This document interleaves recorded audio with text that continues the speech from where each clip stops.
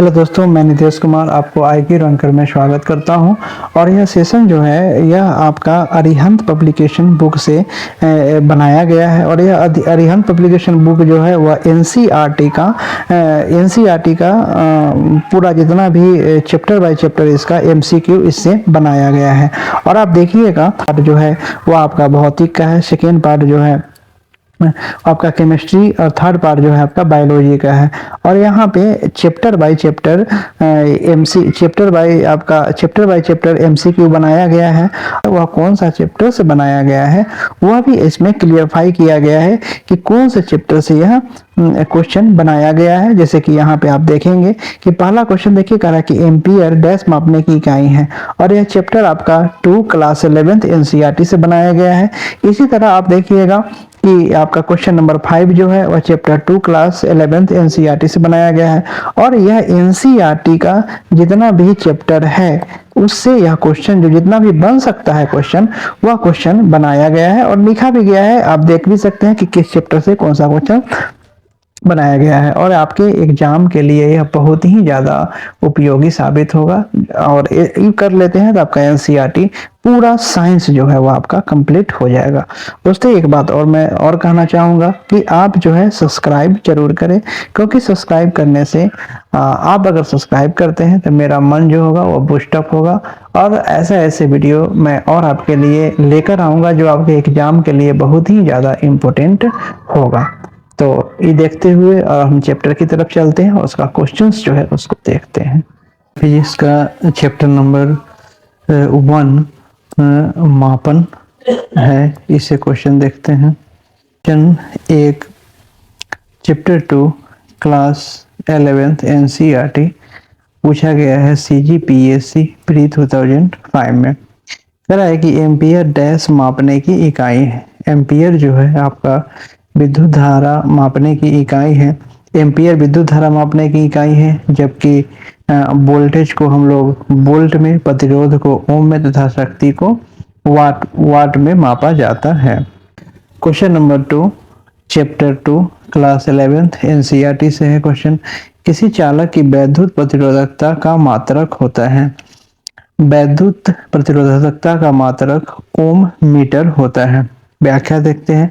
किसी चालक की वैद्युत प्रतिरोधकता रेसिस्टिविटी का या विशिष्ट प्रतिरोध स्पेसिफिक रेसिस्टेंस का मात्रक ओम मीटर होता है। यहाँ वैद्युत प्रतिरोधकता RA/L, जहाँ पे आपका R चालक तार का प्रतिरोध, कोई तार है इसका जो प्रतिरोध होगा वह R, A को करते हैं चालक तार के अनुप्रस्थ काट से, इससे, और L को चालक तार की लंबाई से करते हैं। और इसका मात्रक जो होता है ओम मीटर होता है। Question number 3 chapter 2 class 11th NCERT FPS प्रणाली में द्रव्यमान और समय के मात्रक हैं। एफपीएस को बोलते हैं हम लोग, इसका फुल फॉर्म होता है फुट पाउंड सेकेंड। तो लंबाई को हम लोग फुट में, मास को पाउंड में और टाइम को सेकेंड में मेजरमेंट करते हैं। तो यहाँ कह रहा है कि द्रव्यमान और समय का मेजरमेंट, तो द्रव्यमान को हम लोग पाउंड में करेंगे और समय को सेकेंड में करेंगे। तो यहाँ पे पाउंड और सेकेंड हो जाएगा। व्याख्या देखिए, कह रहा है कि एफपीएस फुट पाउंड सेकेंड प्रणाली में द्रव्यमान और समय के मात्रक क्रमशः पाउंड और सेकेंड होता है। मापन की मुख्यतः 3 प्रणालियां हैं। MKS metre kilogram second. Metre जो है लेंथ को हम लोग मीटर में करते हैं, मास को किलोग्राम में और टाइम को सेकेंड में। सीजीएस प्रणाली में सेंटीमीटर ग्राम सेकेंड, इसमें भी ऐसा होगा, लेंथ को सेंटीमीटर में, मास को ग्राम में और टाइम को सेकेंड में करेंगे। एफटीएस प्रणाली हो गया। एमकेएस प्रणाली में लंबाई, द्रव्यमान तथा समय के मात्रक मीटर, किलोग्राम तथा सेकेंड है। सीजीएस प्रणाली में लंबाई, द्रव्यमान यही किया गया है। और कह रहा है कि वर्तमान समय में एसआई प्रणाली प्रयुक्त की जाती है, और जो कि आपका एमकेएस प्रणाली का ही संशोधित रूप एसआई प्रणाली है। क्वेश्चन नंबर 4 है चैप्टर 10 क्लास 6 एनसीईआरटी से बनाया गया है। करा है कि निम्नलिखित कथनों पर विचार कीजिए। 1 सेंटीमीटर में 100 मिलीमीटर होते हैं। नहीं, यहाँ पे असत्य कथन को चुनना है। तो 1 सेंटीमीटर में 100 मिलीमीटर नहीं होते हैं, जबकि आपका 1 सेंटीमीटर में 10 मिलीमीटर होता है।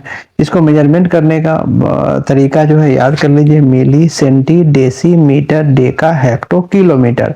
और प्रत्येक गैप में आपका जैसे कि मिली हो गया, मिलीमीटर हो गया, मिली से सेंटी चलेंगे, उसके बाद डेसी करेंगे, तो प्रत्येक गैप में 10 का डिफरेंटेड होता है। तो यहाँ पे 1 सेंटीमीटर में 10 मिलीमीटर होगा, इसलिए यह गलती है। 1 मीटर को 100 बराबर भागों में विभाजित किया जाता है, जिसे सेंटीमीटर कहते हैं। बिल्कुल, एक आपका 1 मीटर इक्वल टू कितना होता है, 100 सेंटीमीटर। तो 100 सेंटीमीटर कहने का मतलब है कि 1 मीटर को हम लोग 100 भागों में क्या करेंगे, विभाजित करेंगे। तो यह सही है। असत्य को कह रहा है चुनने के लिए कि इसमें से असत्य कौन है, तो असत्य जो है वो आपका केवल 1 है। Question number 5 chapter 2 class 11 NCERT से बनाया गया है। कथन और कारण है। कथन कर रहा है कि जब हम एक राशि के मापन की इकाई परिवर्तित करते हैं तो इसका संख्यात्मक मान परिवर्तित हो जाता है। देखिए क्या कर रहा है कि कोई राशि है, मान लीजिए हम लोग लिखते हैं 1 केजी, तो 1 केजी इक्वल टू कितना होता है, 1000 ग्राम होता है। तो जब हम एक राशि के मापन की इकाई परिवर्तित कर दिए, मापन की इकाई जो था वह पहले आपका केजी था, अब ग्राम हो गया। तो मापन की इकाई परिवर्तित करते हैं तो उसका संख्यात्मक मान परिवर्तित हो गया। पहले 1 था तो अब कितना हो गया, 1000 हो गया। तो यह तो सही है, कथन सही है। अब यहाँ पे कारण कह रहा है कि यह कथन सही है। कारण कह रहा है कि मापन की इकाई छोटी होने के कारण इसका संख्यात्मक मान छोटा होता है, मापन नहीं। अगर हम लोग 1 केजी अभी लिखे, 1 केजी इक्वल टू 1000 ग्राम लिखे, तो मापन का मान यहाँ पे छोटा हो गया, केजी बड़ा है और यहाँ पे ग्राम छोटा है। तो यह छोटा हो गया तो इसका संख्यात्मक मान छोटा नहीं हुआ, संख्यात्मक मान तो बड़ा हो गया, इसलिए यह कारण जो है गलत है। तो पूछ रहा है कि इसमें से कारण और गलत, तो यहाँ पे सी आंसर हो जाएगा। ए सही है किंतु आर जो है वह गलत है। ए सही है लेकिन आर गलत है। क्वेश्चन नंबर 6 है चैप्टर 2 क्लास 11 एनसीईआरटी से क्वेश्चन बनाया गया है। सूची 1 में आपका राशियां है और सूची 2 में मात्रक है। राशियां को उसके मात्रक से मिलाना है। तो आवृत्ति का जो मात्रक होता है वो आपका हर्ष हो जाता है, एचडेट हो जाता है। ध्वनि का जो मात्रक होता है वो आपका डेसिबल हो जाता है। ऊर्जा का मात्रक जो होता है, ऊर्जा का मात्रक आपका अर्घ हो जाएगा और ऊष्मा का मात्रक जो है वह कैलोरी हो जाएगा। तो इसका आंसर बी हो जाएगा। इसका व्याख्या करा है कि कण द्वारा 1 सेकेंड में किए गए कंपनों की संख्या को कण की आवृत्ति फ्रीक्वेंसी कहते हैं। इसे ऐसा ही मात्रक हर्ट्ज होता है। ध्वनि की तीव्रता का मापन डेसिबल में किया जाता है। वैज्ञानिक दृष्टि से मानव कान के लिए निर्धारित ध्वनि 85 डेसिबल है। सीजीएस सेंटीमीटर ग्राम सेकेंड पद्धति में ऊर्जा का मात्रक क्या होता है, अर्घ होता है, जबकि एसआई पद्धति में आपका ऊर्जा का मात्रक जूल होता है। उष्मा का मात्रक कैलोरी होता है और 1 कैलोरी उष्मा जो होता है वह 4.186 जूल के बराबर होता है। क्वेश्चन नंबर 7 है चैप्टर 2 क्लास 11 एनसीईआरटी से बनाया गया है। कह रहा है कि निम्नलिखित में से असत्य को चुनना है कि इसमें असत्य क्या है। यहाँ पे कह रहा है कि स्टेरियन एक मूल मात्रक है, बेसिक यूनिट है। नहीं, स्टेरियन बेसिक यूनिट नहीं है। स्टेरियन घन का कोण का मात्रक है, सही है। स्टेरियन जो है वह घन कोण को इसको मापते हैं। 10⁶ डाइन पर सेंटीमीटर स्क्वायर का दाब 10⁵ न्यूटन पर मीटर स्क्वायर के बराबर होता है, यह भी आपका सही है। न्यूटन पर केजी त्वरण का मात्रक है, यह भी सही है। इसकी व्याख्या को देख लीजिए। कह रहा है कि यहाँ पे असत्य इसलिए हो गया क्योंकि स्टेरियन एक पूरक मात्रक है जिसके द्वारा घन कोण का मापन किया जाता है। और यहाँ पे 10⁶ डाइन पर सेंटीमीटर स्क्वायर का दाब जो होता है वो 10⁵ न्यूटन पर मीटर स्क्वायर के बराबर होता है और 1 न्यूटन इक्वल टू होता है आपका 10⁵ डाइन होता है। और इस तरह से हम सॉल्यूशन निकालेंगे तो आपका कितना हो जाएगा, 10⁶ डाइन पर सेंटीमीटर स्क्वायर और न्यूटन पर केजी त्वरण का मात्रक होता है। Question number 8 chapter 2 class 11 NCERT से, इसमें सत्य कथन को आपको चुनना है। सत्य कथन को चुना कर कि 1 मानक मीटर वह दूरी है जिसे प्रकाश निर्वात में 1 सेकेंड के 399729458वें भाग में निर्धारित करती है। नहीं, यह आपका गलत है। 1 किलोग्राम कार्बन 12 के 5.0188 × 10⁻26 परमाणु के द्रव्यमान के तुल्य होता है। नहीं, यहाँ पे 10⁻25 हो जाएगा, इसके तुल्य होता है। 1 सेकेंड वह समय अंतराल है जिसमें परमाणु घड़ी में सीजियम 133 का परमाणु 9192631770 बार कंपन करता है। यह सही है। परमाणु ऊष्मा का मात्रक केल्विन होता है। नहीं, यह गलत है। इसमें आंसर जो है वो सी हो जाएगा। इसका व्याख्या को देखते हैं। कह रहा है कि 1 सेकेंड वह समय अंतराल है जिसमें परमाणु घड़ी में सीजियम 133 का परमाणु 9192631770 बार कंपन करती है। यहाँ पे 1 मानक मीटर वह दूरी है जिसे प्रकाश निर्वात में 1 सेकेंड में 299729458वें बार भाग में तय करता है। 1 मानक किलोग्राम परमाणु स्केल पर 1 किलोग्राम कार्बन 12 के 5.0188 × 10⁻25 परमाणु के द्रव्यमान के तुल्य होता है। उसमें गतिकी तापमान का मापन केल्विन में करते हैं तथा ऊष्मा का मात्रक जूल होता है। यह क्वेश्चन नंबर 9 है। चैप्टर 2 क्लास 11th एनसीईआरटी से निम्नलिखित कथनों पर विचार करना है कि कौन सा कथन इसमें जो है वह सत्य है।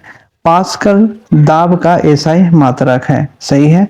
1 पास्कल में 1 न्यूटन पर मीटर क्यूब होता है। नहीं, यह गलत है। 1 पास्कल में आपका 1 न्यूटन पर मीटर स्क्वायर होता है, इसलिए यह गलत होगा। तो इसका आंसर जो है वह ए हो जाएगा। यह क्वेश्चन नंबर 10 है। चैप्टर 2 क्लास 11th एनसीईआरटी से बनाया गया है। निम्नलिखित कथनों पर विचार कीजिए। कथन पर विचार करके आपको असत्य जो है वह चुनना है। असत्य चुनना है। कह रहा है कि पानी की जहाज की चाल को नॉटिकल गति में मापा जाता है। यह आपका बिल्कुल सही है। कह रहा है कि मैक मात्रक द्वारा प्रकाश की चाल को मापा जाता है। नहीं, मैथ मात्रक द्वारा आपका ध्वनि की चाल को ध्वनि की चाल को मापा जाता है, इसलिए यह गलत हो गया। तो गलत चुनना है तो यह आपका 2 हो जाएगा। इसका व्याख्या भी देख लेते हैं। कह रहा है कि प्रकाश की चाल को प्रकाश वर्ष या मीटर पर सेकंड में मापा जाता है, जबकि मैक मात्रक के द्वारा ध्वनि की चाल को मापा जाता है। Question number 11 chapter 2 class 11 NCERT से क्वेश्चन है। निम्नलिखित कथनों पर विचार कीजिए। विचार करके आपको सही जो है उसको चुनना है। सही चुनना है। सही करा है कि अश्व शक्ति का मात्रक है। नहीं, अश्व शक्ति जो है वो आपका शक्ति का मात्रक नहीं है। शक्ति का मात्रक जो है वो आपका वाट होता है। शक्ति का जो ऐसा मात्रक होता है वो आपका वाट होता है। गलत है। अश्व शक्ति 748 वाट के बराबर होता है। नहीं, यह जो होता है 746 वाट के बराबर होता है, इसलिए यह गलत हो गया। अशक्ति में केवल कार्य को ही मापा जा सकता है, अशक्ति में कार्य को नहीं मापा जाता है, इसलिए कहा कि सही कौन है, तो इसमें से कोई भी सही नहीं है। Question number 12 chapter 2 class 11 NCERT question है। कह कि निम्नलिखित कथनों पर विचार कीजिए और विचार करके आपको सत्य जो है वह चुनना है। 1 कैरेट में 200 मिलीग्राम होते हैं, यह सही है। कह रहा है कि एक दिन में 46,480 सेकेंड होते हैं। नहीं, यह गलत है। एक दिन में आपका 86,400 सेकेंड होता है। अगर सेकेंड निकालना है तो एक दिन में आपका कितना होता है, 24 घंटा होता है। 24 घंटा को आपका 60 से भाग कर दीजिए, सॉरी मल्टीप्लाई कर दीजिएगा और फिर 60 से मल्टीप्लाई कर दीजिएगा तो यह सेकेंड में आ जाएगा। तो ऐसा सोल्यूशन कीजिएगा तो आपको 86,400 सेकेंड जो है वह आ जाएगा। तो ये तो सही है, आपका 1 सही है, लेकिन यह जो है वह गलत होगा। यहाँ पे 86,400 हो जाएगा। 1 लीटर में 10⁻³ मीटर होता है। नहीं, यह तो गलती है। मीटर -3 तो होगा ही नहीं, खैर मीटर भी नहीं होगा।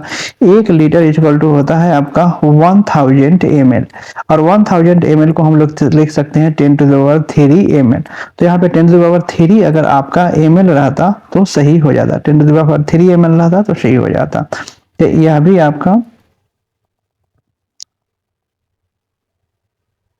आपका क्या है, गलत है। 1 क्विंटल में 10⁵ ग्राम होते हैं, यह सही है। 1 क्विंटल आपका 1 क्विंटल इक्वल टू कितना होता है, 100 kg होता है।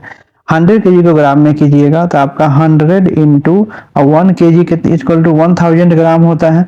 तो यहाँ पे इसको मल्टीप्लाई कीजिएगा तो 1 लाख जो है आपका ग्राम हो जाएगा, और 1 लाख ग्राम को हम लोग लिख सकते हैं 10⁵ ग्राम। तो इसलिए आपका 4 जो है वह सही हो जाएगा, 4 सही हो जाएगा। तो क्वेश्चन नंबर 13 है, चैप्टर 2 क्लास 11 एनसीईआरटी से बनाया गया है। सूची 1 और सूची 2 को मिलाना है। सूची 1 में आपका राशि है, सूची 2 में मात्रक है। राशि को उसको मात्रक से मिलाना है। तो दाब का मात्रक जो होता है वह बार होता है, उसका बल का मात्रक जो होता है डाइन होता है, संवेग का मात्रक आपका किलोग्राम मीटर सेकेंड होता है, घनत्व का मात्रक केजी मीटर क्यूब होता है, केजी पर मीटर क्यूब होता है। तो इसका आंसर जो है वो ए हो जाएगा। व्याख्या को देखते हैं। कह रहा है कि दाब का मात्रक बार होता है। दाब का एसआई मात्रक आपका न्यूटन मीटर स्क्वायर होता है या पास्कल होता है। सीजीएस पद्धति में बल का मात्रक डाइन होता है, जबकि एसआई पद्धति में बल का मात्रक न्यूटन होता है। संवेग मोमेंटम का मात्रक केजी मीटर पर सेकेंड होता है। संवेग इक्वल टू होता है द्रव्यमान गुणे वेग, और इसको हम लोग निकालते हैं कि द्रव्यमान है तो क्या होता है मास यहाँ पे क्या होता है मास इनटू वेलोसिटी, और मास का क्या होता है आपका केजी और वेलोसिटी का होता है मीटर पर सेकेंड। तो यहाँ से निकल जाएगा केजी मीटर पर सेकेंड। घनत्व का मात्रक किलोग्राम पर मीटर क्यूब होता है, और घनत्व का फॉर्मूला होता है आपका मास इनटू वॉल्यूम होता है, मास इनटू वॉल्यूम, और मास का हो गया केजी और वॉल्यूम का होता है मीटर क्यूब। तो यहाँ से मात्रक जो है वह डिराइव हो गया। Question number 14 chapter 2 class 11 NCERT, और ये आपका यूपीपीएससी प्रीत 1997 में पूछा गया क्वेश्चन है। कह रहा है कि पार्श्विक मात्रक है। पार्श्विक जो है वो आपका दूरी का मात्रक है। लंबी दूरी जो खगोलीय दूरी है वो उसको मापने के लिए हम लोग क्या करते हैं पार्श्विक का यूज करते हैं। इसकी व्याख्या को देखते हैं। कह रहा है कि पार्श्विक दूरी का मात्रक है यह पैरालैक्टिक सेकेंड का संक्षिप्त रूप है, जिसका उपयोग लंबी खगोलीय दूरी को व्यक्त करने के संदर्भ में करते हैं। अब आते हैं क्वेश्चन नंबर 15। क्वेश्चन नंबर 15 जो है वो चैप्टर 2 क्लास 11 एनसीईआरटी से बनाया गया है। यहाँ पे कह रहा है कि निम्नलिखित में से आपको सत्य कथन को चुनना है कि सत्य कथन कौन है इसमें। एक प्रकाश वर्ष में 3 × 10⁸ मीटर होते हैं। नहीं, यह गलत है। एक प्रकाश वर्ष समय का सबसे बड़ा मात्रक है। एक प्रकाश वर्ष समय का सबसे बड़ा मात्रक है। नहीं, यह तो प्रकाश वर्ष जो है वो आपका दूरी का सबसे बड़ा मात्रक होता है। कह रहा है कि एक प्रकाश वर्ष में 4 × 10⁻, एक प्रकाश वर्ष में 9.46 × 10⁻17 सेंटीमीटर होता है। यह सही है।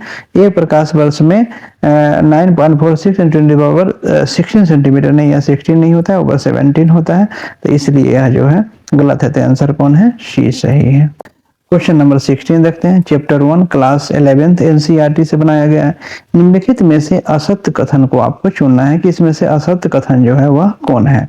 कह रहा है कि एक खगोलीय मात्रक में 1.496 × 10⁻13 सेंटीमीटर होते हैं। यह सही है। एक एंगस्ट्रॉम्स में 10⁻−8 सेंटीमीटर होते हैं। यह भी सही है। एक फरमी में 10⁻−13 सेंटीमीटर होते हैं। यही सही है। कह रहा है कि एक पार्सेक में 3.08 × 10⁻16 सेंटीमीटर होते हैं। 60 सेंटीमीटर होते हैं। यह गलत है। यहाँ 16 सेंटीमीटर नहीं, 16 मीटर होते हैं। अगर सेंटीमीटर करना होगा तो यहाँ 3.08 × 10⁻18 सेंटीमीटर हो जाएगा। तो पूछ रहा है कि गलत कौन है, तो डी जो है वो गलत होगा। Question number 17 chapter 2 class 11 NCERT से है। कह रहा है कि निम्नलिखित कथनों पर असत्य को आपको चुनना है। असत्य कौन है, तो 1 सेंटीमीटर 0.39 इंच के बराबर होता है। यह सही है। 1 फुट में 30.5 × 10⁻7 नैनोमीटर होते हैं। यह भी आपका सही है। 1 माइक्रोमीटर में 10⁻⁻4 सेंटीमीटर होता है। सही है। 1 पिकोमीटर में 10⁻⁻9 सेंटीमीटर होता है। नहीं, यहाँ पे यह गलत है। आपका 10⁻⁻10 सेंटीमीटर होता है। इसलिए इसका आंसर जो है वो डी हो जाएगा। यह फिजिक्स का चैप्टर 2 है गति। गति से क्वेश्चन को देखते हैं। क्वेश्चन 1 चैप्टर 10 क्लास 6 एनसीईआरटी से क्वेश्चन है। कह रहा है कि यदि कोई वस्तु किसी आनत तल पर फिसल रही है, आनत तल मीन्स होता है इंक्लाइन प्लेन, इंक्लाइन प्लेन पर फिसल रही है, तब वस्तु की गति है। गति जो होगा उसका सरल रेखीय गति हो जाएगा। कोई आपका इंक्लाइन प्लेन पर आगे की तरफ बढ़ रही है तो उसका गति जो होगा वह सरल रेखीय गति हो जाएगा। व्याख्या देखते हैं। यदि कोई वस्तु किसी आनत तल इंक्लाइन प्लेन पर फिसलती है तो वस्तु की गति सरल रेखीय होती है, क्योंकि वस्तु एक सरल रेखा के अनुदिश गति करती है। सरल रेखीय गति को एक रेखीय गति भी कहते हैं। Question number 2 chapter number 10 class 6 NCERT से क्वेश्चन बनाया गया है। कह रहा है कि निम्नलिखित में से कौन सा उदाहरण आवर्ती गति की नहीं है। आवर्ती गति मीन्स हो गया आपका पीरियोडिक मोशन का एग्जाम्पल नहीं है। कह रहा है कि वृक्ष के शाखाओं का इधर उधर लहराना, यह आपका है, क्योंकि आपका वृक्ष का कोई डाली है, शाखा है, तो वह इधर उधर आपका यहाँ से अगर यहाँ लहरा रहा है तो आवर्ती गति का है। सितार की डोरियों का कंपन, यह भी है। बजते हुए तबले की झिल्ली की गति, यह भी है। अपने अक्ष पर घूमते हुए पृथ्वी की गति, यह आपका नहीं है। यह जो है रोटेशनल मोशन का एग्जाम्पल है, इसका इसलिए इसका आंसर जो है वह डी हो जाएगा। नंबर 3 चैप्टर 10 क्लास 6 एनसीईआरटी से बनाया गया है। कह रहा है कि निम्न कथनों पर विचार कीजिए और विचार करके आपको सही कथन जो है वह चुनना है कि इसमें से सही जो है कौन है।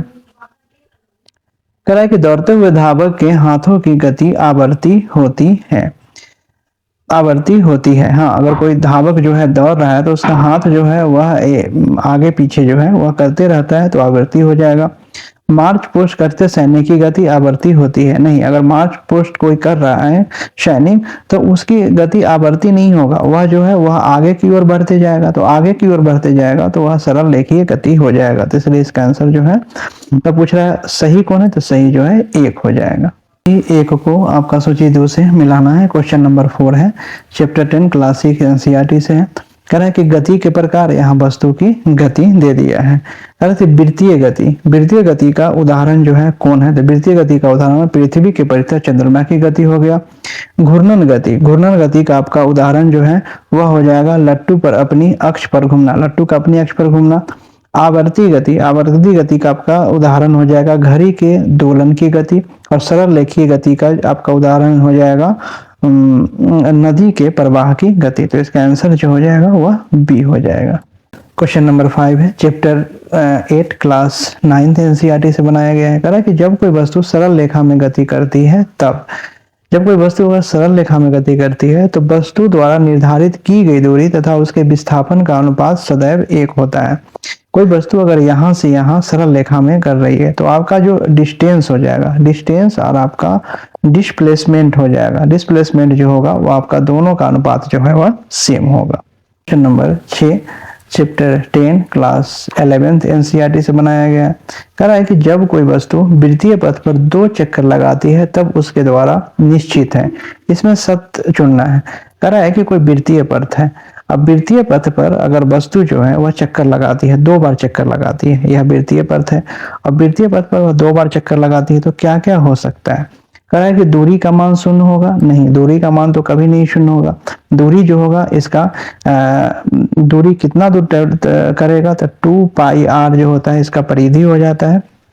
1 बार करेगा तो इसका दूरी जो हो जाएगा, डिस्टेंस जो हो जाएगा 2 पाई r हो जाएगा। 2 बार करेगा तो उसको 2 से मल्टीप्लाई कर देंगे तो हो जाएगा। कह रहा है कि दूरी का मान वृत्तीय पथ की परिधि के बराबर होगा, नहीं, परिधि के बराबर कैसे होगा, परिधि के दुगुना के बराबर होगा। विस्थापन का मान वृत्तीय पथ की परिधि के मान के दुगने के बराबर होगा, नहीं, विस्थापन वह होता है कि यहाँ से अगर हमें स्टार्ट किए चलना और यहीं पे पहुंच गए तो विस्थापन जो है वह 0 हो जाएगा, 0 हो जाएगा, क्योंकि विस्थापन जो होता है आपका initial point minus final point होता है। तो इनिशियल पॉइंट यहाँ से स्टार्ट किया, फाइनल पॉइंट यहीं पे हो गया तो विस्थापन जो है इसका क्या हो जाएगा, आपका डिस्प्लेसमेंट जो हो जाएगा वह 0 हो जाएगा। तो यह भी गलत है। विस्थापन का मान 0 हो जाएगा, हाँ, यह सही हो जाएगा। यहाँ पे यह गलत है, यह गलत है, यह गलत है, और कह रहा है कि सही कौन है, तो सत्य जो है यह हो जाएगा, 4 जो है आपका सत्य हो जाएगा। क्वेश्चन नंबर 7 है चैप्टर 13 क्लास 7 एनसीईआरटी से बनाया गया है। कह रहा है कि कथनों पर विचार करके और आपका सही कथन जो है उसको चुनना है। कह रहा है कि वस्तु द्वारा एकांक समय में निर्धारित की गई दूरी को उस वस्तु की चाल कहते हैं। यह सही है। कह रहा है कि चाल ओडोमीटर में मापा जाता है। नहीं, चाल जो है आपका ओडोमीटर में नहीं मापा जाता है, ओडोमीटर में आपका दूरी मापा जाता है। आप देखते होंगे कि जो आपका कार होता है या फिर आपका टू व्हीलर होता है, उसमें जो डिस्टेंस मेजरमेंट, जो डिस्टेंस आपका बताता है, वह ओडोमीटर ही होता है। तो ओडोमीटर के द्वारा हम लोग क्या करते हैं, दूरी को मापते हैं। तो इसमें कह रहा है कि कौन सा सी, तो सही जो आपका केवल 1 हो जाएगा। क्वेश्चन नंबर 8 है, चैप्टर 8 क्लास 9th एनसीईआरटी से लिया गया है। कह रहा है कि इसमें से असत जो है वह कौन है। असत कह रहा है कि औसत चाल वस्तु द्वारा निर्धारित की गई दूरी तथा कुल समयावधि का अनुपात होता है। सही है। या एक निश्चित दिशा में चाल वेग कहलाती है। यह भी सही है। औसत चाल तथा औसत वेग के मात्रक समान नहीं होते। यह गलत है। चाल का जो है वह भी मीटर पर सेकंड होता है और वेग का भी आपका मीटर पर सेकंड होता है। तो दोनों का जो है मात्रक समान होते हैं, इसलिए यह गलत हो गया और ये भी तो गलत है। तो गलत कौन है, तो गलत जो है आपका आंसर जो है वह सी हो जाएगा। क्वेश्चन नंबर 9 है, चैप्टर 3 क्लास 11th एनसीईआरटी से बनाया गया है। कथन और कारण है। अब इसमें देखना है कि कथन कारण में क्या है। कह रहा है कि यहाँ पे कि किसी वस्तु की चाल ऋणात्मक नहीं हो सकती। यह सही है कि किसी वस्तु की चाल जो है वो आपका ऋणात्मक नहीं हो सकती है। कारण क्या कह रहा है कि जब वस्तु धनात्मक गति के विपरीत दिशा में गति करती है तो इसकी चाल धनात्मक होती है। यह भी सही है। तो कह रहा है यहाँ पे निष्कर्ष में कह रहा है कि ए और आर सही है, परंतु आर ए का स्पष्टीकरण नहीं है। तो यह जो है आपका सही हो जाएगा।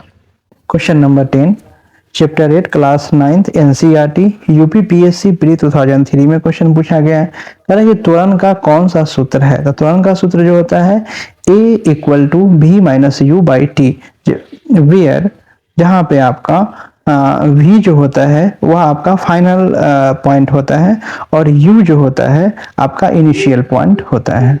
क्वेश्चन नंबर 11 है, चैप्टर 8 क्लास 9th एनसीईआरटी से लिया गया है। कह रहा है कि कथन में आपका असत्य जो है, असत्य कथन को चुनना है कि इसमें असत्य कथन जो है वह कौन है। कह रहा है कि समय के साथ दूरी में परिवर्तन त्वरण कहलाता है। सॉरी, सत्य कथन चुनना है इसमें कि सत्य जो है वह कौन है। तो सत्य यह नहीं है। आपका वेग के परिवर्तित दिशा में त्वरण धनात्मक होता है। नहीं। कह रहा है कि स्वतंत्र रूप से गिर रही वस्तु की एक समान त्वरित गति का उदाहरण है। यह सही है कि स्वतंत्र रूप में गिर रही कोई वस्तु की गति एक समान त्वरित गति का उदाहरण है। सही है। त्वरण का मात्रक वेग के मात्रक के समतुल्य होता है। यह आपका गलत है। तो आंसर जो है वह सी हो जाएगा। Question number 12, chapter 4 class 11th NCERT से बनाया गया है। कह रहा है कि निम्नलिखित में से कौन सा प्रक्षेप्य गति का उदाहरण है। प्रोजेक्टाइल मोशन का पूछ रहा है कि कौन सा उदाहरण है। तो प्रोजेक्टाइल मोशन का उदाहरण आपका अंतरिक्ष में छोड़ा गया रॉकेट नहीं, पृथ्वी के चक्कर लगाता हुआ उपग्रह नहीं, तोप से छोड़ा हुआ गोला यह होगा, फूलों से मंडराती तितली यह नहीं होगा। तो आंसर जो है उसका सी हो जाएगा। Question number 13, chapter 4 class 11th NCERT से बनाया गया है। कह रहा है कि जब एक वस्तु को ऊर्ध्वाधर दिशा में गिराया जाता है तथा उसी समय दूसरी वस्तु को क्षैतिज दिशा में प्रक्षेपित किया जाता है, तब निम्न में से क्या प्रभाव पड़ेगा। कह रहा है कि क्या प्रभाव पड़ेगा, दोनों वस्तु पृथ्वी पर एक साथ पहुंचेगी, यही इस पर प्रभाव पड़ेगा। व्याख्या को देखते हैं। कह रहा है कि जब एक वस्तु को ऊर्ध्वाधर वर्टिकल दिशा में गिराया जाता है तथा उसी समय दूसरी वस्तु को क्षैतिज हॉरिजॉन्टल दिशा में प्रक्षेपित किया जाता है, तब दोनों वस्तु पृथ्वी पर एक साथ पहुंचेगी, क्योंकि दोनों वस्तुओं पर कार्यरत गुरुत्वीय त्वरण स्मॉल g का मान समान होता है। क्वेश्चन नंबर 14 है, चैप्टर 8 क्लास 9th एनसीईआरटी से बनाया गया है। कह रहा है कि निम्नलिखित में से एक समान त्वरित गति का उदाहरण कौन सा है। त्वरित गति का उदाहरण कह रहा है कि कौन सा है। तो यहाँ पे कह रहा है कि नियत चाल से वृत्तीय पथ पर दौड़ता हुआ एक एथलीट। अगर एथलीट है, अगर आप नियत चाल से वृत्तीय पथ पर दौड़ रहा है तो वह जो है आपका त्वरित गति का उदाहरण यह है। तो एक जो है वह सही हो जाएगा। यहाँ पे कह रहा है कि पृथ्वी के चारों ओर घूमता चंद्रमा, पृथ्वी के चारों ओर घूमता हुआ चंद्रमा, यह भी है। कह रहा है कि आयताकार पथ पर चक्कर लगाता हुआ मनुष्य, नहीं, आयताकार पथ पर अगर चक्कर लगाएगा कोई भी मनुष्य तो यहाँ पे जैसे ही चक्कर लगाया जाएगा तो जो भी कॉर्नर होगा, कॉर्नर पे उसका जो है वह वेलोसिटी, जो वेग जो है उसका जो है वह क्या हो जाएगा, कम हो जाएगा, इसलिए यह एग्जाम्पल नहीं है। तो यहाँ पे कह रहा है कि आंसर जो है इसका कौन सा सही हो जाएगा, तो आपका आंसर ये 1 है, 2 है, लेकिन आपका 3 नहीं है, तो इसका आंसर ए हो जाएगा। Question number 15 chapter 4 class 11th NCERT से, जब एक वस्तु वृत्तीय पथ पर नियत चाल से गति करती है तब कह रहा है कि क्या इसमें से क्या सही हो सकता है। तो त्वरण का परिमाप अचर कांस्टेंट रहता है, यह सही है। त्वरण की दिशा सदैव वृत्त के केंद्र की ओर रहती है, यही सही है। वेग का मान अचर रहता है, नहीं, यह गलत है। त्वरण की दिशा वृत्त के केंद्र के विपरीत दिशा में होती है, नहीं, यह गलत है। तो इसका आंसर जो है वह ए हो जाएगा। व्याख्या को देखते हैं। कह रहा है कि जब कोई कण एक समान वृत्तीय गति करता है तब कण के वेग का परिमाण नियत अचर रहता है, लेकिन उसकी दिशा बदलती रहती है। इस स्थिति में कण पर उसके वेग की दिशा के लंबवत एक त्वरण कार्य करता है जिसकी दिशा सदैव केंद्र की ओर होती है, इसे अभिकेंद्र त्वरण कहते हैं। कण का वेग सदिश वेलोसिटी वेक्टर बदलता रहता है, त्वरण की दिशा वृत्त के केंद्र की ओर होती है। चैप्टर 3 है आपका बल एवं न्यूटन की गति, विषयक नियम और घर्षण से है, या इसका क्वेश्चन देखते हैं। क्वेश्चन 1 चैप्टर 11 क्लास 8 एनसीईआरटी से बनाया गया है। कह रहा है कि निम्नलिखित बलों में कौन सा बल संपर्क बल का उदाहरण है। संपर्क बल का आपका कह रहा है कि जिससे संपर्क लगने से बल उत्पन्न होता है उसको संपर्क बल कहते हैं। तो कह रहा है कि कौन सा बल आपका संपर्क बल का उदाहरण, कह रहा है कि दो चुंबक के बीच लगने वाला चुंबकीय बल, नहीं, अगर आपका दो चुंबक है, कोई चुंबक है, यहाँ भी एक चुंबक है, तो चुंबक जो है वह बिना आपका सटे, बिना एक दूसरे के संपर्क आए जो है वह एक दूसरे को क्या करता है, अटैक कर लेता है, तो यह संपर्क बल का उदाहरण नहीं है। मांसपेशियों के क्रिया स्वरूप लगने वाला पेशीय बल, यह संपर्क बल के उदाहरण है, क्योंकि जब तक हम लोग कोई ऑब्जेक्ट को छुएंगे नहीं, उस पर संपर्क नहीं करेंगे, तब हम अपना मांसपेशिया बल उस पर नहीं लगा सकते हैं। एक आवेशित वस्तु द्वारा किसी दूसरी आवेशित वस्तु पर लगने वाला स्थूल वैद्युत बल, नहीं, यह भी बिना संपर्क किए हुए ही कार्य होता है, तो यह संपर्क बल का उदाहरण नहीं है। पृथ्वी द्वारा लगने वाला गुरुत्व बल, यह भी नहीं है, क्योंकि आप देखते हैं कि यहाँ पे स्मॉल गुरुत्व बल यहाँ पे है, कोई ऑब्जेक्ट यहाँ है, इसको पृथ्वी जो है खींच लेता है, बिना संपर्क किए हुए ही अपने ओर खींच लेता है, तो यह संपर्क बल का उदाहरण नहीं है। तो इसका आंसर जो है वो बी हो जाएगा। Question number 2 chapter 11 class 8 NCERT, कह रहा है निम्नलिखित में कौन सा बल असंपर्क बल के उदाहरण नहीं है। असंपर्क बल मीन्स नॉन कांटेक्ट फोर्स का एग्जाम्पल कह रहा है कि यह नहीं है, तो नॉन कांटेक्ट फोर्स का एग्जाम्पल कह रहा नहीं है, तो इसमें से कौन कौन सा नहीं हो जाएगा। कह रहा है कि दो सतहों के मध्य लगने वाला घर्षण बल, तो यह नहीं होगा। चुंबक द्वारा लोहे पर लगाया गया बल, यह आपका नहीं होगा। दो वस्तुओं के मध्य लगने वाला गुरुत्वीय बल, यह भी नहीं होगा। रस्सी द्वारा को खींचते समय मनुष्य द्वारा लगाया गया बल, आपका ए हो जाएगा। इसमें आंसर बी हो जाएगा। देखिए कह रहा है कि दो सतहों के मध्य लगने वाला घर्षण बल, घर्षण बल तभी लगेगा जब इसमें क्या हो जाएगा, कॉन्ट्रैक्ट फोर्स लगेगा, तभी यह घर्षण बल लगेगा। चुंबक द्वारा लोहे को खींचना, तो चुंबक जो है वह इस पे कॉन्ट्रैक्ट फोर्स लगने का कोई जरूरी नहीं है। दो वस्तुओं के मध्य लगने वाला गुरुत्वाकर्षण बल, गुरुत्वाकर्षण बल भी जो है आपका नॉन कॉन्टैक्ट फोर्स का एग्जाम्पल है, तो यह नहीं होगा। रस्सी से खींचते समय मनुष्य से लगाया जाएगा, ये आपका कॉन्टैक्ट फोर्स का, तो कह रहा है कि असंपर्क बल का उदाहरण नहीं है। इसका मतलब कि किसका उदाहरण है, वो कॉन्टैक्ट फोर्स का है, तो आपका यह जो है कॉन्टैक्ट फोर्स का एग्जाम्पल है और यह जो है कॉन्टैक्ट फोर्स का एग्जाम्पल है, तो यही पूछ रहा है, तो यह इसका आंसर जो है वह बी हो जाएगा। क्वेश्चन नंबर 3 निम्न क्वेश्चन नंबर 3 है और चैप्टर 11 क्लास 8 एनसीईआरटी से क्वेश्चन बनाया गया है। निम्नलिखित कथनों पर विचार कीजिए और विचार करके आपका इसमें जो सही है उसको चुनना है कि कौन सही है।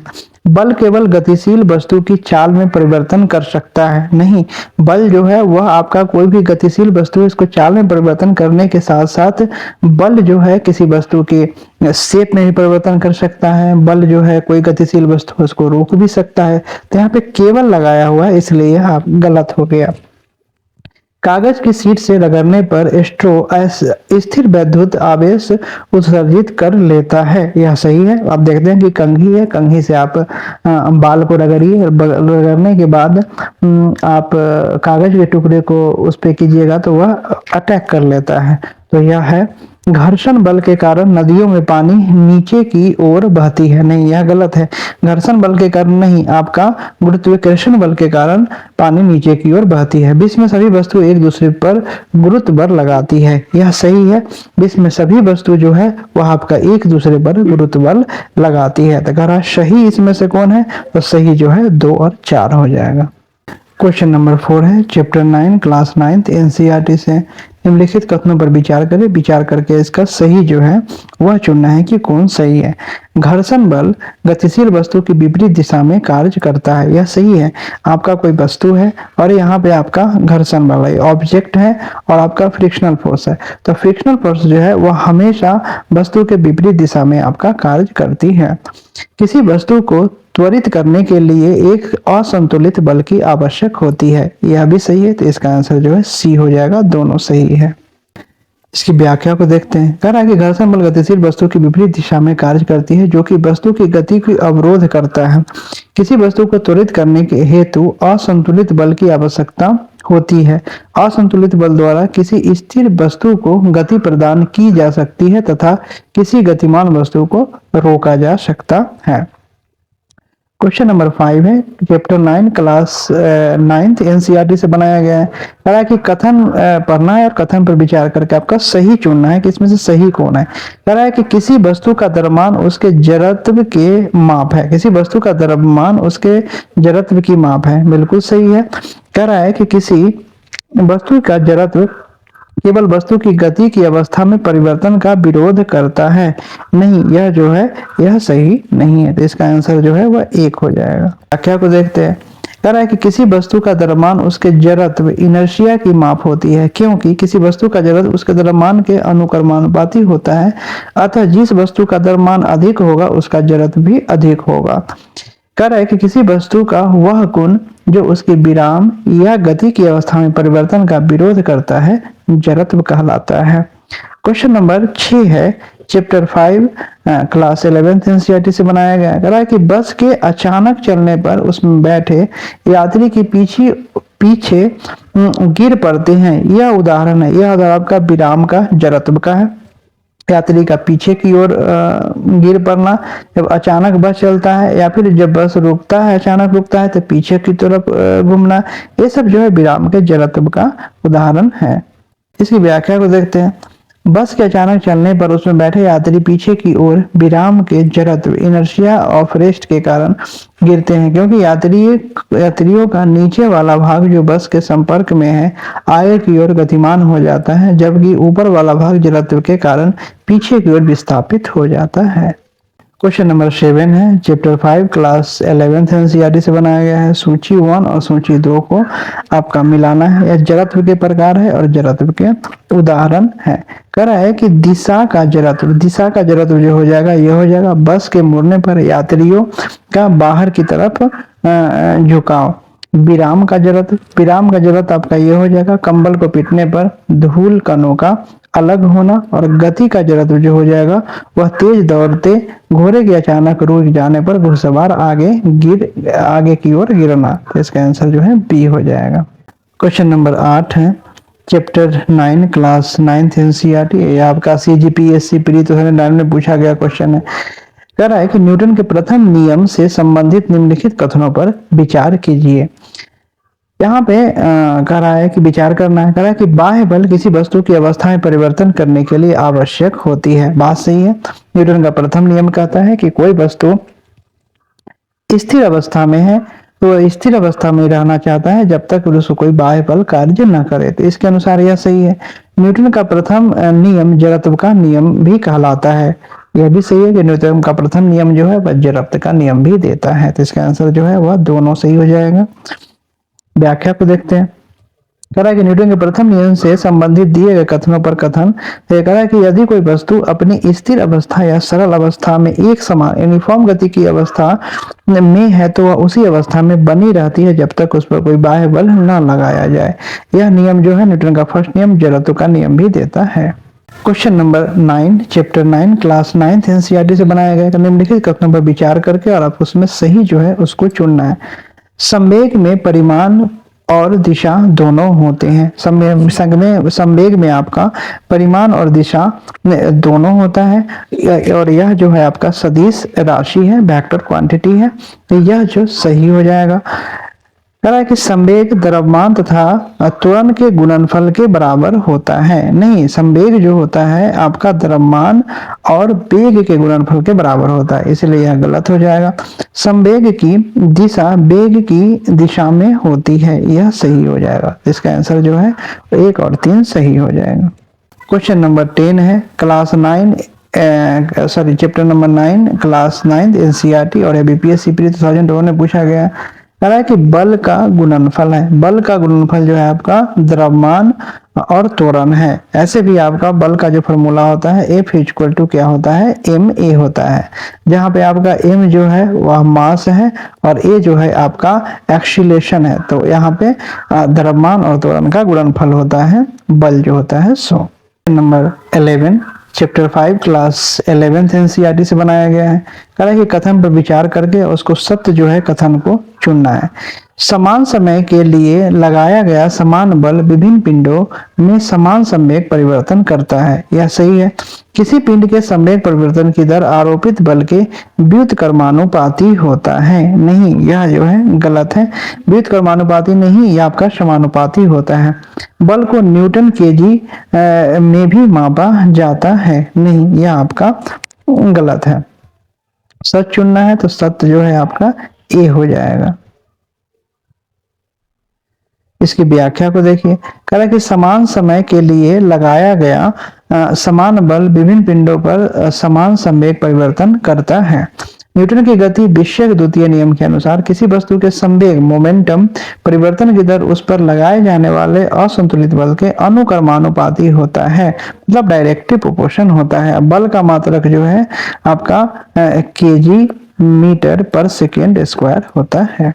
Question number 12 chapter 9 class 9 NCERT से बनाया गया है। कह रहा है कि निम्नलिखित में से कौन सा न्यूटन के द्वितीय नियम के उदाहरण है। तो न्यूटन के द्वितीय नियम का उदाहरण कह रहा है कि क्रिकेट के खेल के मैदान में क्षेत्ररक्षक को तेजी से आ रही गेंद को लपकते समय हाथ को पीछे की ओर खींचना, यह सही है। यह अपने हाथ को इसलिए पीछे की तरफ खींचता है कि उसको समय को वह बढ़ा देता है जिससे कि उसका हाथ पे चोट कम लगता है। तो यह इसका जो है एग्जाम्पल यह सही है। ऊंची कूद वाले मैदान में खिलाड़ी की कुशन या बालों पर कूदना, यह भी सही है। किसी तीव्र गति की कैरम गोटी स्ट्राइकर ढेरी के सबसे नीचे वाली चोटी की ढेरी से बाहर आ जाना नहीं है। यह जो है आपका जड़त्व का है, यह आपका जड़त्व का है, इसलिए यह गलत हो गया। तो इसका आंसर जो है वह 1 और 2 सही हो जाएगा।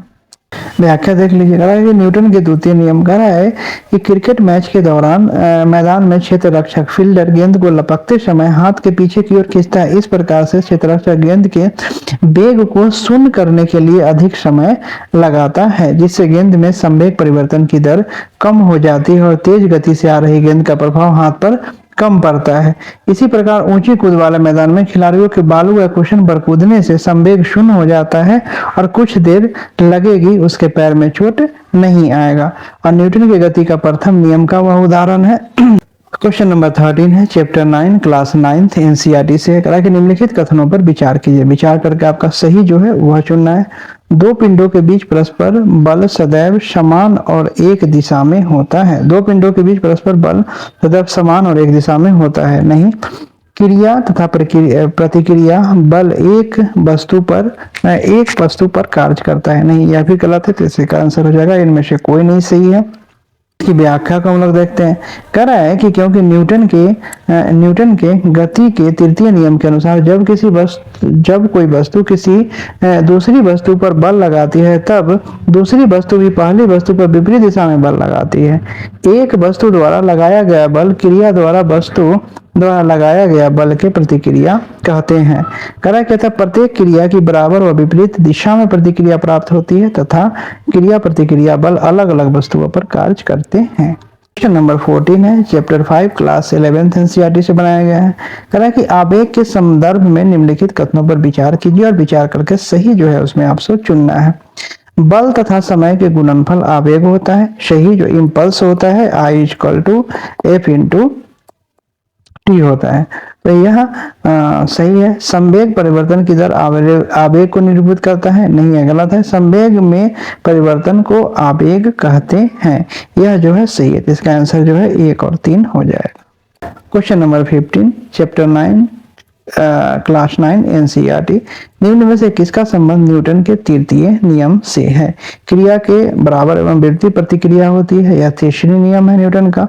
और इस नियम के अनुसार जो है कह रहा है कि बंदूक से गोली छूटने पर बंदूक की पीछे की ओर गति करना, यह सही है। क्योंकि हम लोग बंदूक को आगे की तरफ अगर गोली निकलता है तो बंदूक से पीछे की तरफ आपका क्या मिलता है? झटका मिलता है।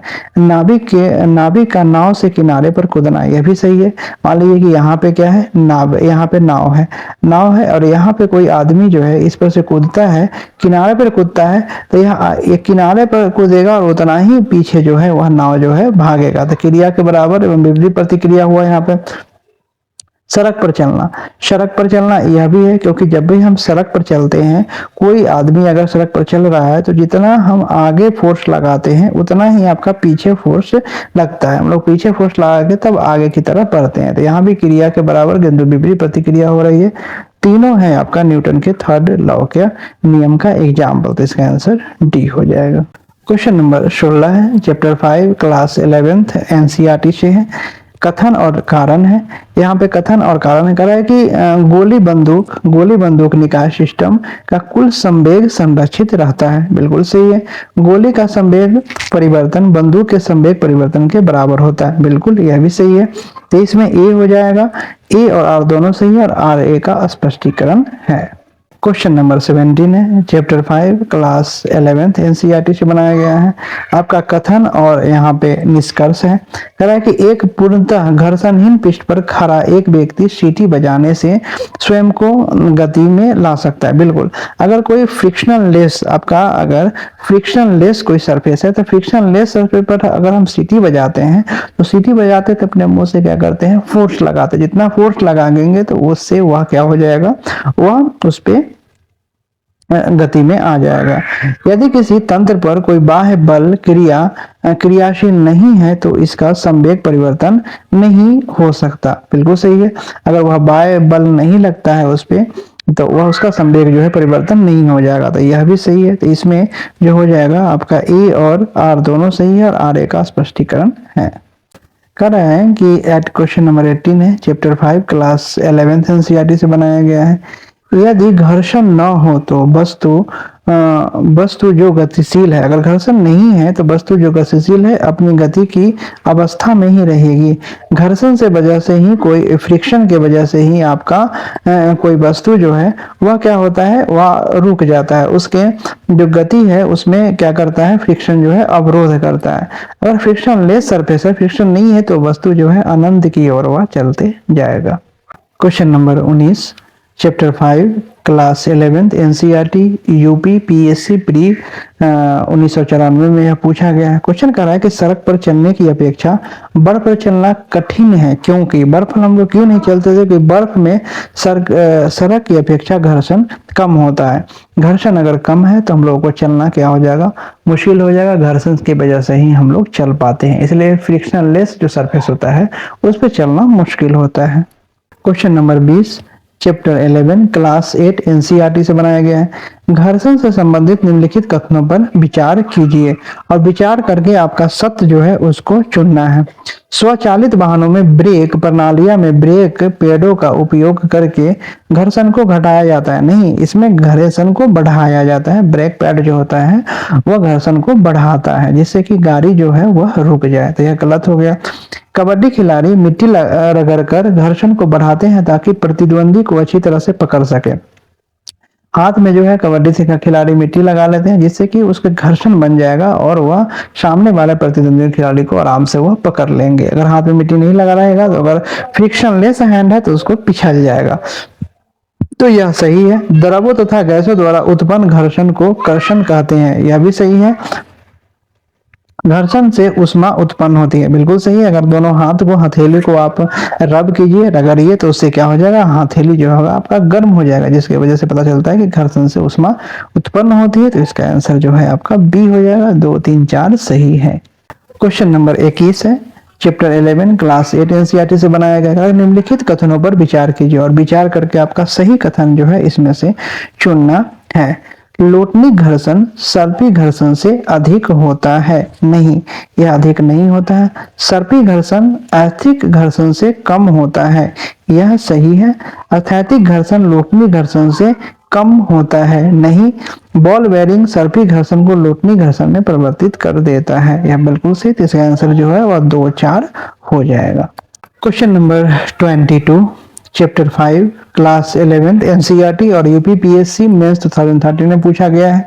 कह रहा है कि निम्न कथन पर तथा उसके निकाय पर निष्कर्ष पर विचार कीजिए और बताइए कि कौन सा निष्कर्ष सही है। सही निष्कर्ष को आपको चुनना है। कथन कर रहा है कि भरी हुई गाड़ी को चलाने में उसे चलायमान रखने के लिए आवश्यक ताकत से अपेक्षाकृत अधिक ताकत से धक्का देना पड़ता है। इसमें सही चुनना है। सही हो जाएगा, एक गाड़ी चल पड़ने के बाद घर्षण उसका कम हो जाता है। Question number 23 chapter 5 class 11 NCERT से है।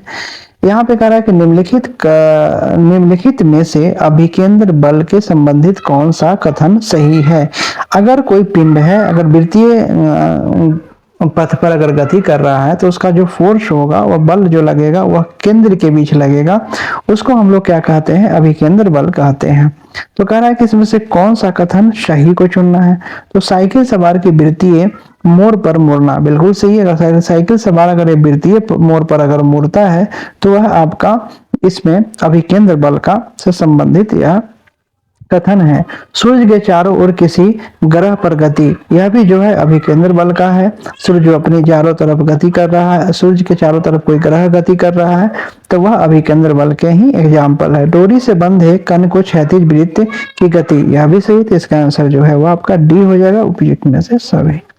ये चैप्टर नंबर 4 है, कार्य, ऊर्जा और शक्ति, work, power and energy chapter से है।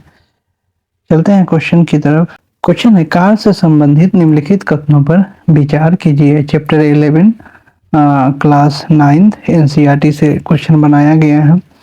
इसमें आपको असत्य चुनना है। कह रहा है कि कौन असत्य है।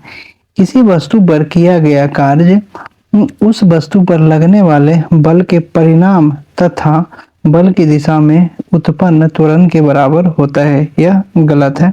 कि कार्य में केवल परिमाण होता है, कोई दिशा नहीं होती है, यह आपका सत्य है, क्योंकि यह जो है आपका स्केलर क्वांटिटी है, अदिश राशि है। इसलिए यदि वस्तु विस्थापित नहीं होती है तब वस्तु पर किया गया कार्य शून्य होता है, सही है।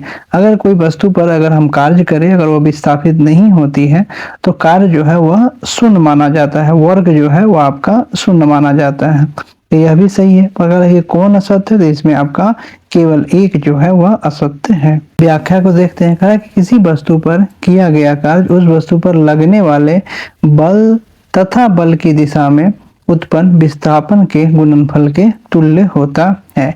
कार्य एक अदिश स्केलर राशि है, अर्थात कार्य में केवल परिमाण उपस्थित होता है। जब विस्थापन या आरोपित बल का मान शून्य होता है तो किए गए कार्य का मान भी शून्य होता है। क्वेश्चन 2 कह रहा है कि निम्नलिखित में से कौन सा उदाहरण शून्य कार्य से संबंधित है, मतलब कौन सा उदाहरण है जिससे कि कार्य जो है वह शून्य हुआ है। तो कह रहा है कि घर्षणहीन चिकनी क्षैतिज मेज पर गतिमान पिंड। अगर आपका घर्षणहीन है, फ्रिक्शनलेस अगर कोई फर्श है तो उस पर गतिमान पिंड अगर है तो वह जो है आपका इसमें शून्य कार्य हुआ है। यह सही है।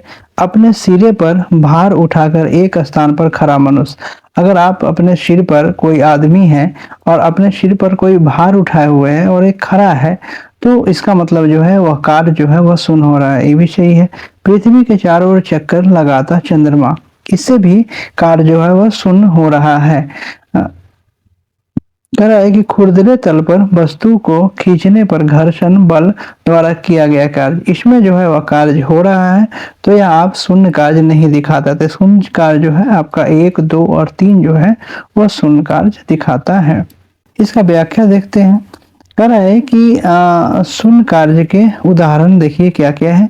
किसी चिकनी क्षैतिज मेज पर गतिमान पिंड पर कोई क्षैतिज बल कार्य नहीं करता है क्योंकि वह घर्षण उपस्थित नहीं है, अर्थात इस स्थिति में किया गया कार्य शून्य माना जाता है। यदि कोई मनुष्य सिर पर भार उठाकर एक स्थान पर खड़ा है तो वह कोई कार्य नहीं करता है क्योंकि उसका कार्य गुरुत्व बल के लंबवत है, इसलिए यहाँ भी जो है वो आपका कार्य शून्य माना जाता है। पृथ्वी की परितः चक्कर लगाते चंद्रमा द्वारा कृत कार्य शून्य है क्योंकि चंद्रमा पर बल की दिशा सदैव पिंड की गति के लंबवत होती है। यहाँ पे है कि घर्षण बल वस्तु के विस्थापन के विपरीत दिशा में कार्यरत है, अतः इसके द्वारा किया गया कार्य ऋणात्मक होगा।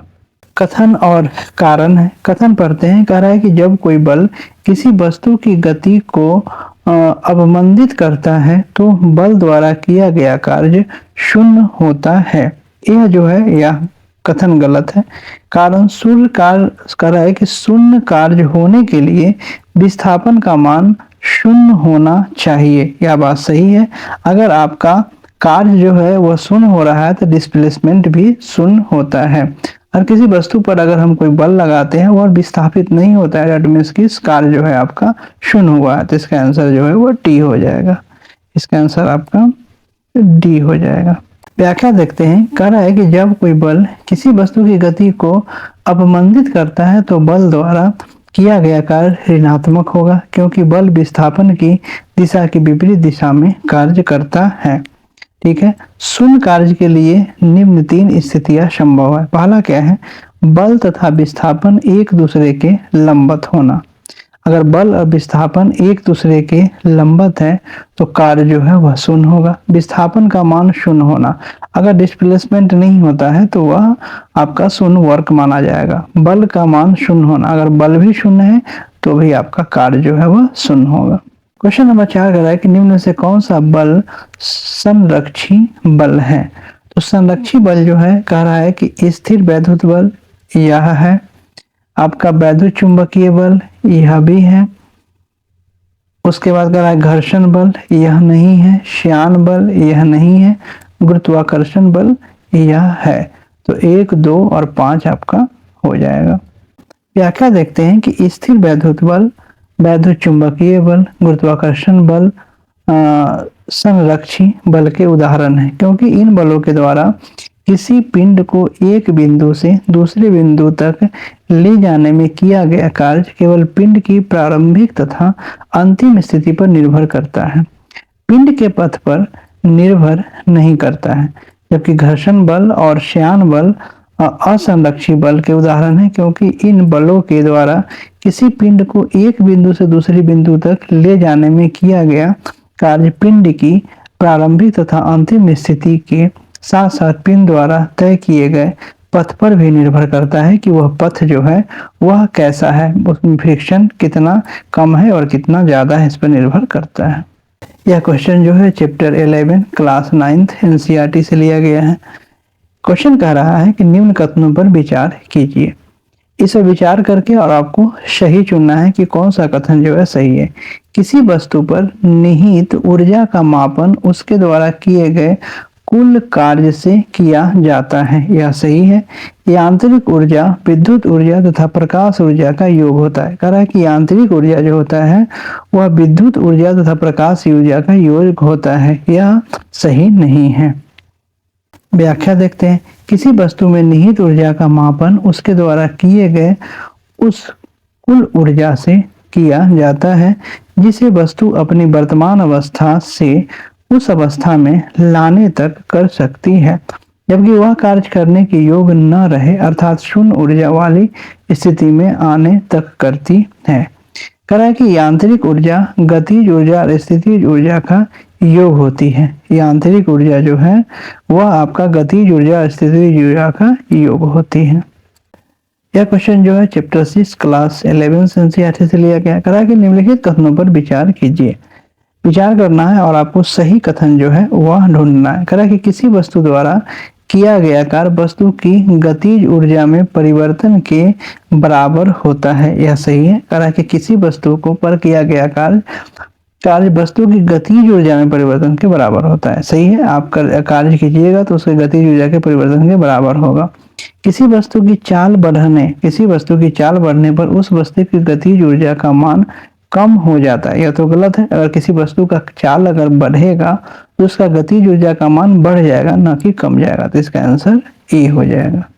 व्याख्या देखते हैं। कह रहा है कि कार्य ऊर्जा प्रमेय के अनुसार जब किसी वस्तु पर कोई बल इस प्रकार लगे हो कि उनका परिणामी बल शून्य न हो तब परिणामी बल द्वारा किया गया कार्य वस्तु की गतिज ऊर्जा में परिवर्तन के बराबर होता है।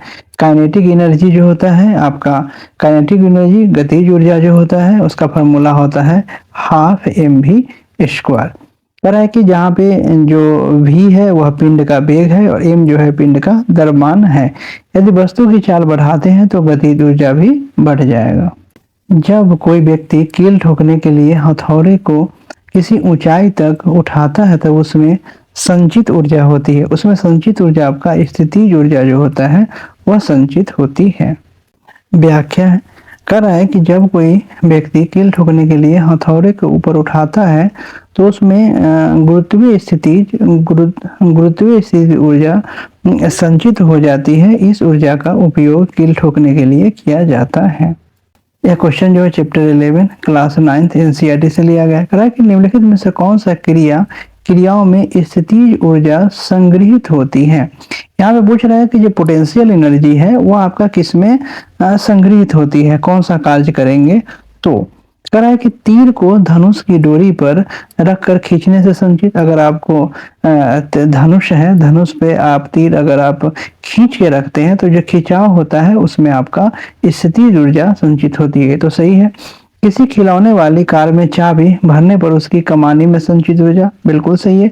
चाबी भर देते हैं तो उसमें आपका जो स्थितिज ऊर्जा होता है पोटेंशियल एनर्जी वो आपका संग्रहित हो जाता है। ये भी सही है। कह रहा है कि स्प्रिंग को खींचने पर उसमें उपार्जित ऊर्जा, यह भी सही है। यह भी आपका पोटेंशियल एनर्जी का एग्जांपल है। बहती हुई हवा में निहित ऊर्जा, नहीं, बहती हुई हवा में आपका काइनेटिक एनर्जी होगा ना कि पोटेंशियल एनर्जी, तो ये आपका नहीं होगा। तो इसका आंसर जो है वह सी हो जाएगा। व्याख्या को देखते हैं। कह रहा है कि स्थितिज ऊर्जा संचित होती है। कह रहा है कि जब धनुष की डोरी खींचा जाता है तो डोरी में प्रत्यास्थ स्थितिज ऊर्जा इलास्टिक पोटेंशियल एनर्जी संचित हो जाती है जिसके माध्यम से तीर को गति प्रदान की जाती है। जब खिलौने वाली कार में चाबी भरी जाती है तो खिलौने से संबंधित स्प्रिंग में प्रत्यास्थ स्थितिज ऊर्जा संचित हो जाती है। स्प्रिंग को खींचने पर स्प्रिंग विस्तारित हो जाती है जिससे उसमें स्थितिज ऊर्जा संचित हो जाती है। और 4 वाला ऑप्शन है बहती हुई हवा में गति के कारण गतिज ऊर्जा संचित होती है। इसमें आपका काइनेटिक एनर्जी जो होता है वह होता है। वायु शक्ति में ऊर्जा का कौन सा रूप विद्युत ऊर्जा में परिवर्तित होता है। यह आपका गतिज ऊर्जा हो जाएगा। व्याख्या देखिए। हालांकि वायु शक्ति में गतिज ऊर्जा प्रायः विद्युत ऊर्जा में परिवर्तित होती है। जो गतिज ऊर्जा होती है विद्युत ऊर्जा में परिवर्तित होती है। वायु की तीव्र गति के कारण इसमें गतिज ऊर्जा होती है। इस गतिज ऊर्जा का उपयोग निम्न कार्यों में करते हैं। विद्युत उत्पादन में करते हैं, जो आपका विंड मिल होता है, विंड मिल में हम लोग इसका क्या करते हैं, उपयोग करते हैं। यह वायु का ही, जो वायु में गतिज ऊर्जा होता है, वो विंड मिल का जो पंखी होता है उसको चलाने में, और उसे चलाने की वजह से आपका विद्युत उत्पादन होता है। नदियों तथा समुद्रों में नाव चलाने में, सही है। कह रहा है कि पृथ्वी की सतह के अंदर से पानी बहाव बाहर निकालने में, यह सारे में जो होता है वह आपका वायु की वजह से गतिज ऊर्जा होता है। यह क्वेश्चन जो है वह चैप्टर 11 क्लास 9 एनसीईआरटी से लिया गया और आपका एमपीपीसीएस प्री 2001 में पूछा गया है। कह रहा है कि ऊर्जा रूपांतरण के संबंध में निम्नलिखित कथनों पर विचार कीजिए। जो ऊर्जा रूपांतरण होता है उसके बारे में कह रहा है विचार करने के लिए। ऊर्जा को नष्ट तो किया जा सकता है, लेकिन ऊर्जा को उत्पन्न नहीं किया जा सकता। नहीं, यह गलत है। ऊर्जा रूपांतरण की अवस्था में निकाय की कुल ऊर्जा अपरिवर्तित रहती है, यह सही है। कह रहा है कि ऊर्जा न पैदा किया जाता है और आपका न नष्ट किया जाता है, तो यहाँ पे आंसर जो है वह 2 हो जाएगा। व्याख्या कह रहा है कि ऊर्जा के संरक्षण के नियम के अनुसार ऊर्जा न तो उत्पन्न की जाती है और न ही नष्ट की जा सकती है, किंतु एक रूप से दूसरे रूप में इसका रूपांतरण हो सकता है। अतः संसार की कुल ऊर्जा का परिमाण स्थिर रहता है। कह रहा है कि कथन और कारण है। कथन कारण में कह रहा है कि जब कोई वस्तु किसी चट्टान से गिराई जाती है तब उसकी गतिज ऊर्जा स्थितिज ऊर्जा में परिवर्तन हो जाती है। ये तो गलत है। जब हम ऊपर से गिराएंगे तो यहाँ पे स्थितिज ऊर्जा जो है वह गतिज ऊर्जा में चेंज हो जाएगा, न कि गतिज ऊर्जा स्थितिज ऊर्जा में, इसलिए गलत है। किसी भी निकाय की कुल यांत्रिक ऊर्जा संरक्षित रहती है, यह बात सही है। इसका आंसर जो है वह डी हो जाएगा। व्याख्या है। कह रहा है कि जब कोई वस्तु चट्टान से गिरा जाती है तो उसकी स्थितिज ऊर्जा गतिज ऊर्जा में परिवर्तित हो जाती है, अर्थात स्थितिज ऊर्जा का मान घटता है तथा गतिज ऊर्जा का मान बढ़ता है, परंतु निकाय की संपूर्ण ऊर्जा का मान नियत रहता है, अर्थात निकाय की कुल यांत्रिक ऊर्जा संरक्षित रहती है। यह क्वेश्चन जो है चैप्टर 14 क्लास 10th एनसीईआरटी से लिया गया है। इसमें आपको कह रहा है कि निम्नलिखित कथनों पर विचार करना है और एक कथन में सही कौन है उसको आपको चुनना है। कह रहा है कि कोयला, पेट्रोलियम तथा प्राकृतिक गैस ऊर्जा के परंपरागत स्रोत है, बात सही है। यह तापीय विद्युत संयंत्र के द्वारा विद्युत ऊर्जा ऊष्मीय ऊर्जा में रूपांतरित की जाती है, यह सही नहीं है। इसका आंसर जो है वह ए हो जाएगा। व्याख्या देखते हैं। कह रहा है कि ऊर्जा के वह स्रोत जो प्रकृति जो नेचुरल द्वारा प्रदत्त है, नेचर द्वारा प्रदत्त है तथा जिनका निर्माण अत्यंत अधिक समय में हुआ है, वह परंपरागत आपका कॉन्वेंशनल ऊर्जा स्रोत कहलाते हैं, जैसे कोयला, पेट्रोलियम, प्राकृतिक गैस। और दूसरा कह रहा है कि तापीय ऊर्जा संयंत्र में ईंधन के दहन द्वारा ऊष्मीय ऊर्जा उत्पन्न की जाती है, जिसे विद्युत ऊर्जा में रूपांतरित किया जाता है। जो आपका तापीय विद्युत संयंत्र द्वारा ईंधन के दहन ऊर्जा को ऊष्मीय ऊर्जा में उत्पन्न किया जाता है, जैसे कि कोयला है तो कोल को हम लोग जला के आपका ईंधन हो गया, और तापीय विद्युत संयंत्र के द्वारा अब ईंधन हो गया कोयला। कोयला को हम लोग ऊष्मीय ऊर्जा में उत्पन्न करते हैं, उसके बाद हम लोग विद्युत ऊर्जा में रूपांतरित कर देते हैं। तो जो बिहार वगैरह में जो आपका इलेक्ट्रिसिटी जो थर्मल पावर के थ्रू आता है वह आपका कोयला से ही तैयार करके आता है। कह रहा है कि निम्नलिखित में कौन सी हानि जल विद्युत उत्पादन द्वारा नहीं होती है। जो हम लोग हाइड्रो इलेक्ट्रिसिटी जो प्रोड्यूस करते हैं, पानी द्वारा इलेक्ट्रिसिटी प्रोड्यूस करते हैं, कह रहा है कि उसके उत्पादन में कौन सी हानि नहीं होती है। तो कौन सी हानि नहीं होती है उसमें देखते हैं। ग्रीन हाउस गैस की उत्पत्ति, यह हानि होती है। कह रहा है कि खेतों के उत्पादन क्षमता में कमी, यह होती है। अम्लीय वर्षा का निर्माण, यह नहीं होती है। जीव जंतु, मछली आदि का प्रभावित होना, इसका आंसर जो है वह सी हो जाएगा। इसका व्याख्या देखते हैं। कह रहा है कि अम्लीय वर्षा का निर्माण जल विद्युत उत्पादन द्वारा नहीं होता है। अम्लीय वर्षा होने का कारण यह है कि कारखानों तथा वाहनों से सल्फर डाइऑक्साइड और नाइट्रोजन ऑक्साइड के प्रदूषण उत्सर्जित होकर पृथ्वी के वायुमंडल में उपस्थित जल के साथ क्रिया करके नाइट्रिक अम्ल और गंधक का तेजाब बनाते हैं, जिससे अम्लीय वर्षा का निर्माण होता है। जलीय विद्युत संयंत्र द्वारा उत्पन्न जलीय विद्युत उत्पादन में निम्नलिखित हानियां होती है। कह रहा है कि यहाँ पे अम्ल वर्षा जो है आपका हाइड्रो इलेक्ट्रिसिटी प्रोड्यूसर की वजह से नहीं होता है।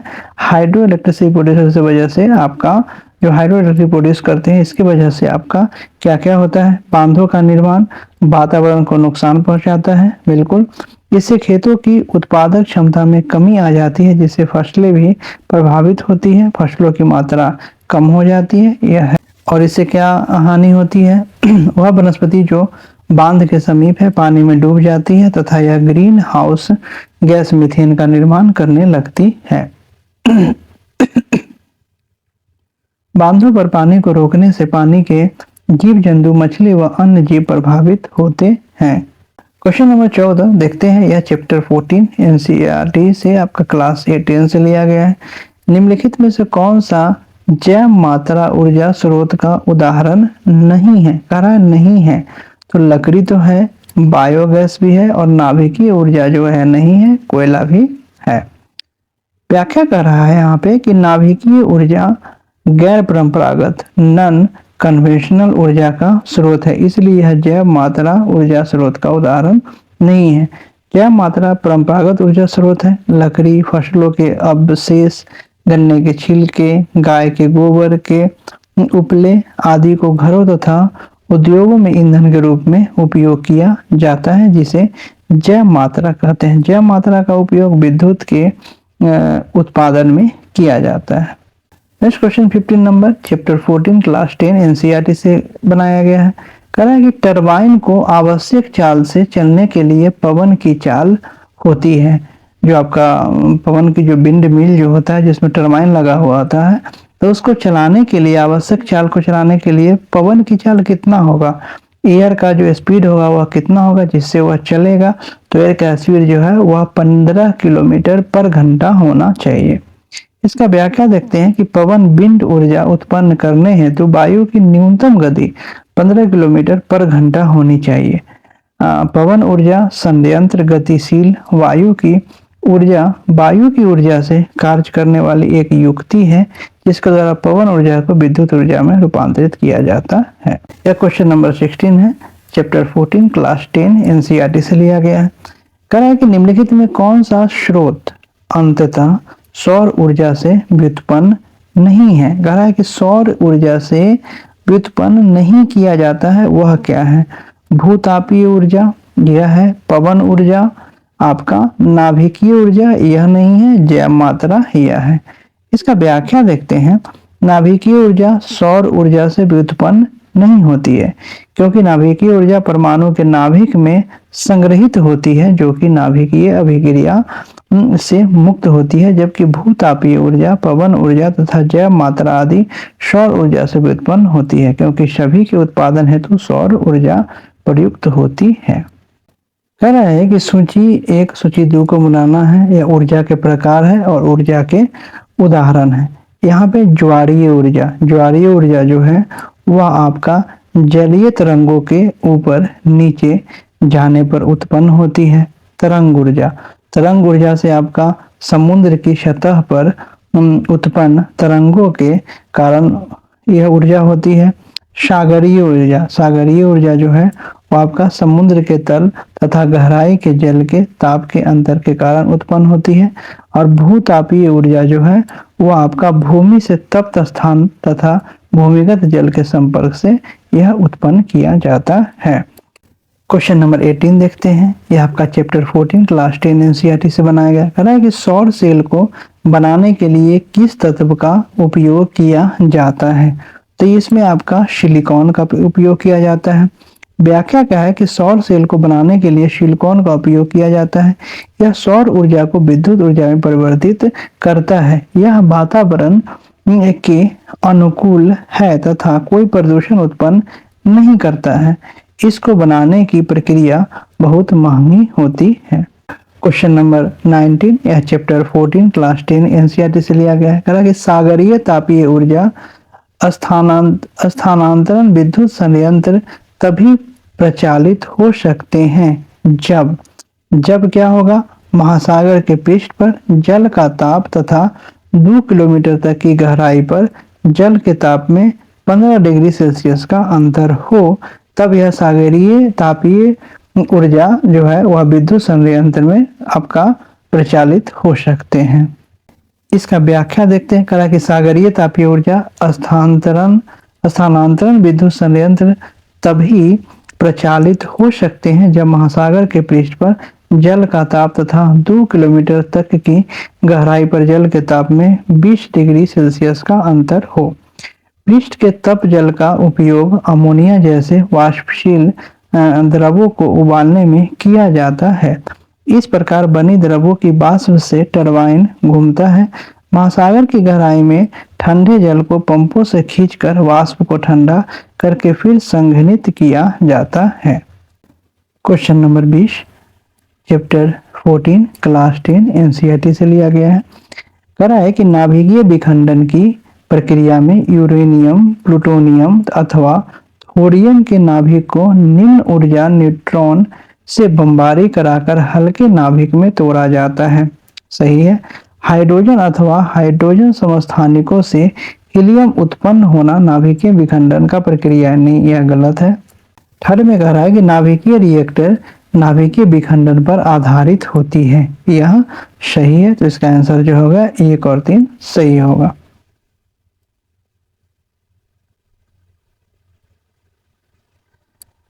इसको व्याख्या को देखते हैं।